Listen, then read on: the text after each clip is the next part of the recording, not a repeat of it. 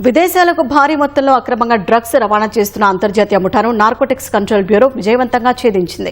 ఉగ్రవాద ముఠాలు విరివిగా ఉపయోగించే క్యాప్టగాన్ అనే జిహాదీ డ్రగ్ ను ఎన్సీబీ తొలిసారి స్వాధీనం చేసుకుంది. విదేశీ డ్రగ్స్ నిరోధక సంస్థ ఇచ్చిన సమాచారంతో అధికారులు ఢిల్లీలోని నేబ్ సరాయ్లో ఓ ఇంటిపై దాడులు నిర్వహించారు.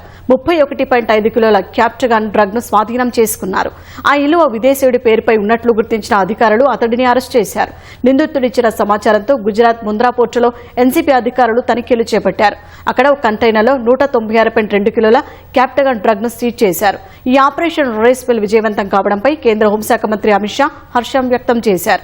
ఆపరేషన్ రేస్ పిల్ లో భాగంగా ఎన్సీబీ అధికారులు 227.7 కిలోల క్యాప్టగాన్ డ్రగ్ ను సీజ్ చేసినట్లు తెలిపారు.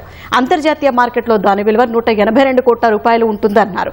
ఈ డ్రగ్స్ పశ్చిమాసియాకు తరలిపోకుండా ఎన్సీబీ అడ్డుకుందన్నారు. ఈ రకమైన డ్రగ్స్ పట్టుబడటం దేశ చరిత్రలో ఇదే తొలిసారి అని అన్నారు. ఈ సందర్భంగా ఎన్సీబీ అధికారులను అమిత్ షా అభినందించారు.